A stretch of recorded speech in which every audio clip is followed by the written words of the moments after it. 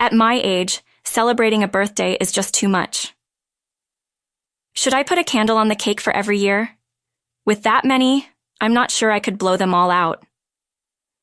The woman in front of me glared, her face turning bright red. I wished she could understand my frustration.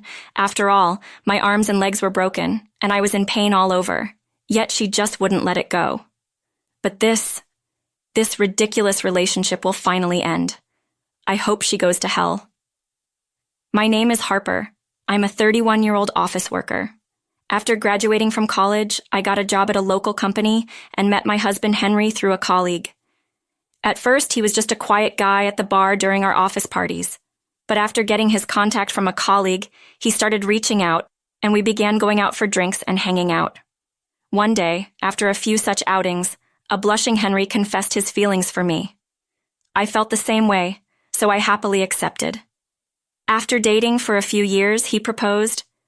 "My family is very close, and I want to build a warm home with Harper," he told me. Little did I know years later I'd face such a nightmare. Starting next year, I'll be transferred. It's back to my hometown.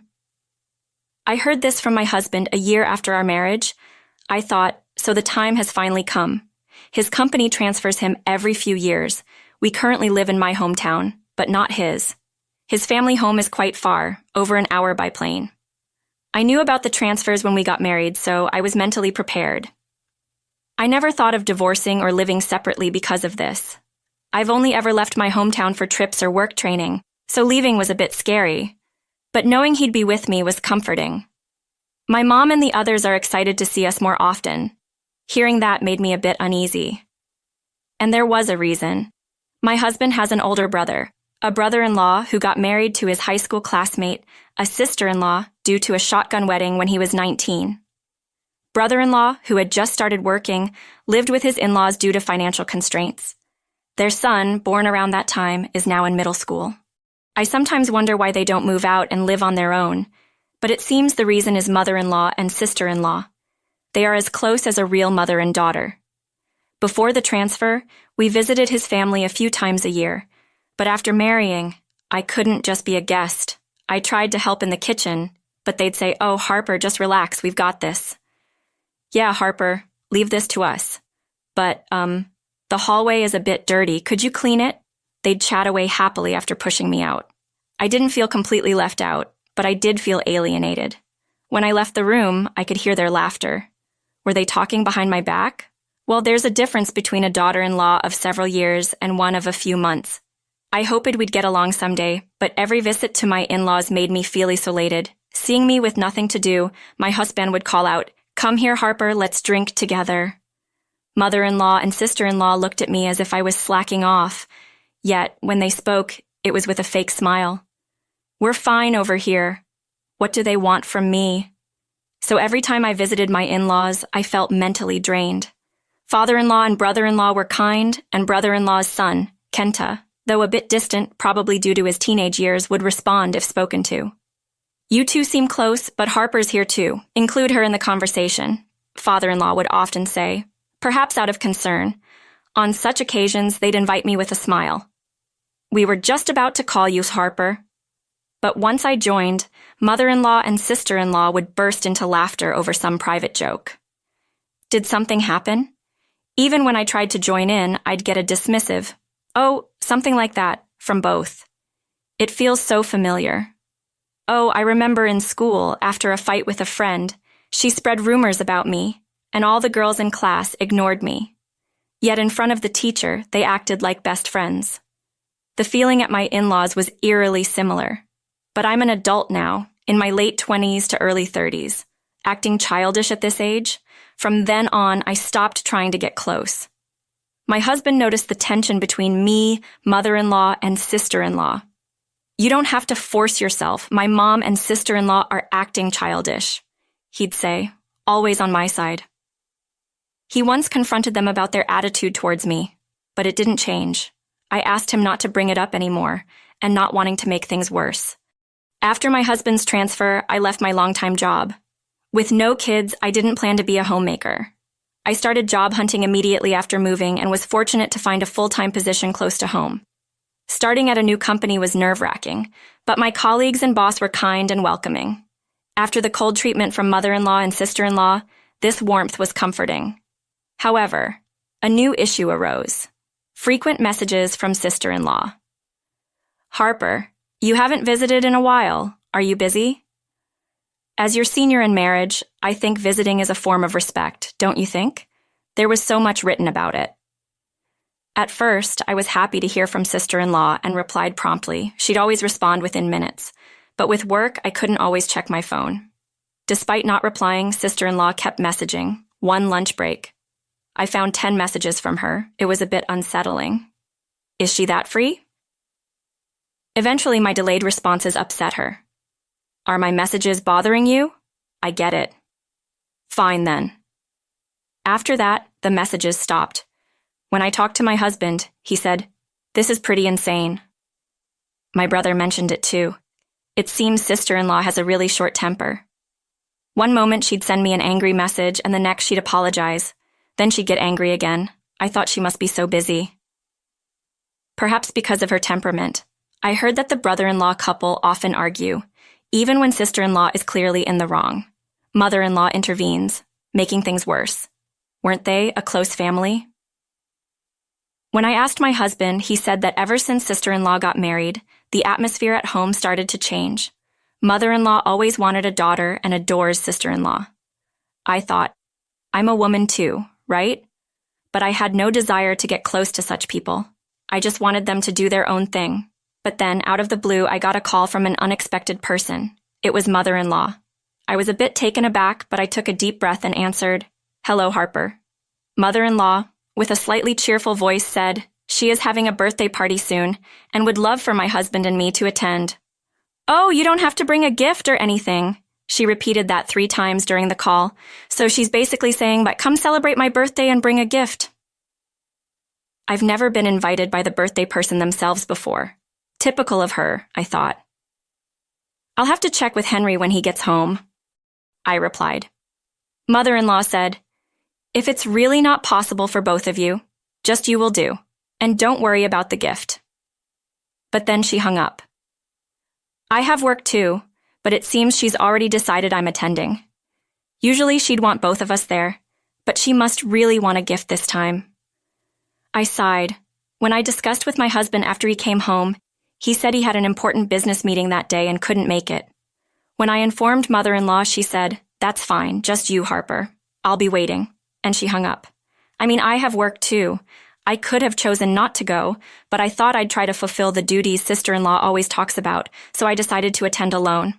By then, I had some paid leave, which I reluctantly used. Before I knew it, the day arrived. I headed to my in-laws' house earlier than the time mentioned. When I entered, sister-in-law was busily cooking. It was awkward since we hadn't met since that message. I greeted her, but she didn't respond. In the living room, an excited mother-in-law was eagerly waiting. She had asked me to decorate the room, so I hung up the various decorations I bought. She just stared at them in silence. "I wish he'd go somewhere else. It looks plain and cheap," she whispered, so that I could hear, and quickly went to the kitchen. After a while, sister-in-law came into the living room and said, "Hey, can you get the cake? I'm tied up right now." She glared at me, looked around the decorated room, and muttered, "Looks charm." I felt embarrassed being told that. "I'll finish up here and then head out," I said. Sister-in-law laughed and replied, "With these unimpressive decorations, what's the point? Now you should have said something sooner." Not wanting to provoke her further, I took the reservation slip from the cake she handed me with a dismissive gesture. Feeling a bit annoyed, I headed to the front door. "Oh, by the way," she said, "I told them you'd be paying today," and then slammed the door behind me. Really, she couldn't have said that any differently. I considered just leaving, but I thought better of it and headed to a nearby bakery with a heavy heart. "Here it is," the clerk said, showing me the cake. I was taken aback. It was a custom-made cake, large enough for a crowd, surrounded by whipped cream and fruits. There was an illustration of a family in the center. Seeing it made me incredibly sad. It was based on a family photo taken during my first visit to my in-laws, but I wasn't in the cake's illustration. Sister-in-law probably requested to exclude me. The clerk, noticing my reaction, seemed uncomfortable. The bill was $80, which shocked me further. If I had known the cake was this big, I would have driven. As I was walking back, I noticed a car swerving dangerously. Before I knew it, the car jumped the curb and headed straight for me.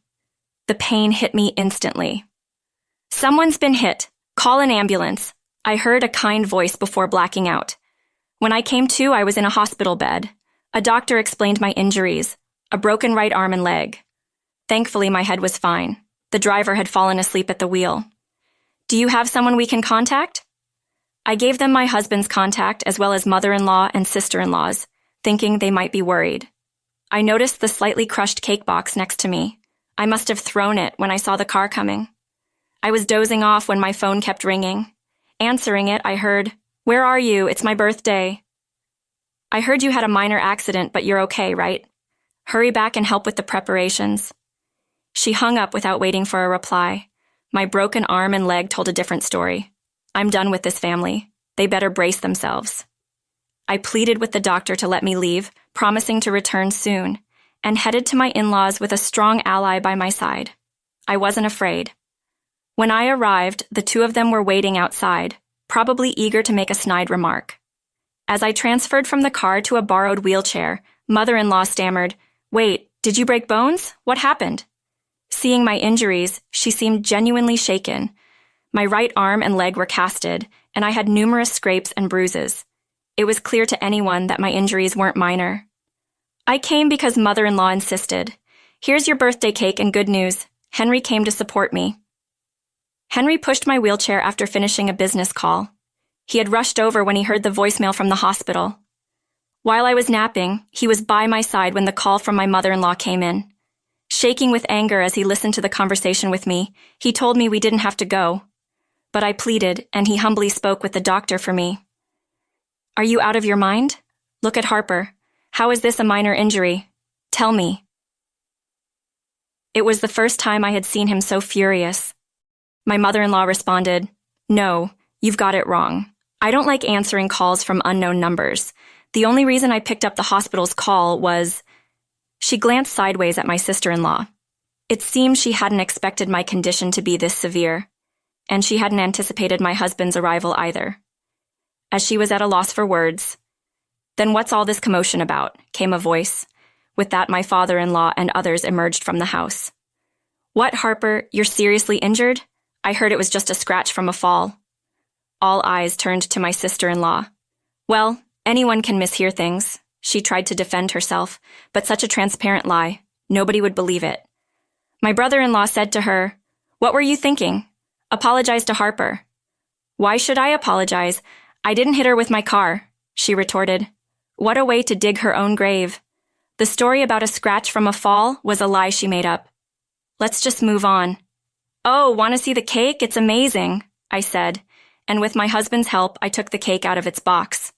Whether it landed just right or was secured really well, it was nothing short of a miracle. I was badly hurt, but the cake was nearly unscathed. Seeing the cake, my father-in-law and the others grew even angrier. "Hey, why isn't Harper in this photo?" Faced with this question, my sister-in-law, who had ordered the cake, desperately said, "Oh my, it must be the bakery's mistake. I'll call and complain." She tried to escape the awkward situation, but I stopped her. "Wait a moment, look at this," I signaled to my husband. In my phone's photo gallery was a picture given to me by a cake shop employee. It was probably the final design of the cake, and there was a big note saying, "At the customer's request, cut out this person." My sister-in-law hadn't noticed, but the cake shop employee told me, "Actually, I went to middle school with her. She used to ostracize me. She's still doing such childish things." She had given me the photo, saying I could use it if I wanted. "Sister-in-law, you're still doing your foolish things, even as an adult." Everyone glared at her, except for my mother-in-law. But she alone said, "Do you enjoy blaming her so much? She said it was a mistake. You're so unpleasant."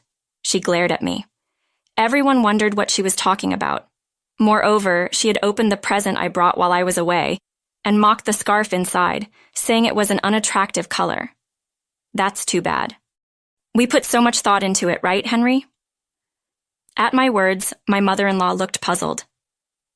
That's because the scarf was a gift my husband had spent an hour choosing at a department store since he couldn't attend today. My mom and I both love yellow.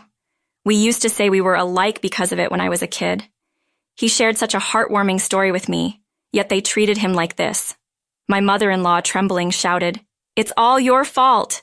Everything on such a special day." She was so loud and obnoxious that I retorted, "Act your age, it's just a birthday, are you nuts? Should we put a candle on the cake for every year you've been alive? I'm not sure you'd be able to blow them all out." I didn't regret saying it because today would be the last time I'd see my mother-in-law. "We're leaving, Mom. Sister, you two are out of your minds. We won't be coming back here. We don't want to see you again. We don't need any inheritance. Goodbye," Henry said, pushing my wheelchair away. The family he once loved was nowhere to be seen. He chose me over his own parents.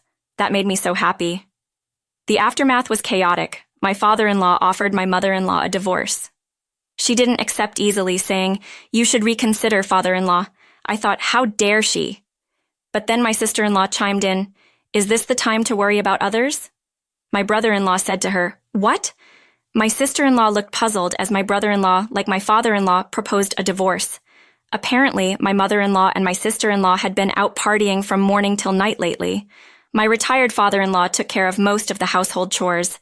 He had been patient, thinking she had supported him for many years, but he was fed up with her attitude towards me and the fact that they had been neglecting their grandson, Kenta. Moreover, right after Kenta was born, my sister-in-law claimed she had postpartum depression and went back to her parents' house. It turned out she was lying and just wanted to party. When her parents found out, they disowned her. She had no place to go, so she clung to my mother-in-law. She also lied to my mother-in-law, saying I had bad-mouthed her. Mother-in-law easily believed that. I was dumbfounded when I heard this. I hope those two malicious women live happily ever after. I don't need such a family. In the end, they couldn't come to an agreement. "I'll give you the house. Do whatever you want," my father-in-law said. My father-in-law said. They agreed to divorce when they realized they'd get the house. But my ex-sister-in-law said, "Make sure you pay child support," to which my brother-in-law replied, "Why would I? I'm not giving you custody." She threatened to sue, but he had no intention of giving up custody, and Kenta said, "I'll obviously go with Dad." She was counting on the child support, but the divorce papers were already filled, and the divorce was finalized. "You can't live on a house alone. I hope she struggles." A few months later, I was still working. "We have an interview today. Please join me at my company." An employee always attends interviews to provide feedback. "Excuse me." I couldn't hide my shock when I saw the nervous person who walked in for the interview. She was wearing a wrinkled suit and dirty pumps, clearly not dressed appropriately for an interview. To my surprise, it was my former sister-in-law. I almost laughed out loud. She must have been attending countless interviews and had forgotten that I worked here. Her interview responses were terrible, and it was clear she wouldn't be hired even if I didn't say anything. She had no work experience, and when asked about it, she said, "I was taking care of my ex-husband's parents after our divorce." I struggled to hold back my laughter. When my boss asked if I had any questions, I said, "It's wonderful that you're so family-oriented. What would you do if during work hours you got a call from a hospital saying a loved one had an accident and needed you right away?" I looked straight into her eyes as I asked. She avoided my gaze and replied in a soft voice, "Of course, I'd go to the hospital immediately." The interview ended after I thanked her. My boss asked about the intent behind my question. I explained everything, and he was shocked. Unsurprisingly, she wasn't hired. That was the last time I saw my former sister-in-law. Years later, I spoke to someone living near my former in-laws. They said the two women still lived together, but their constant shouting matches could be heard daily, sometimes even requiring police intervention. Apparently, my former sister-in-law could only get part-time jobs and never held on to them for long. They were scraping by on my former mother-in-law's pension. She chose her daughter over her son and husband of many years. I wonder if she ever regretted that decision. It's none of my business now. I still keep in touch with my father-in-law and the rest. We recently went on an overnight trip together. My brother-in-law's son Kenta is starting college in the spring. He's grown up so much, and it makes me realize how fast time flies. The only ones stuck in time are those two women. As I pondered this, my mobile phone rang on my way home from work. "Mom, come home soon." It was a call from my beloved daughter, who my husband, Henry, and I were blessed with. After everything, I couldn't help but smile. "I'll be home soon," I replied, and hurried home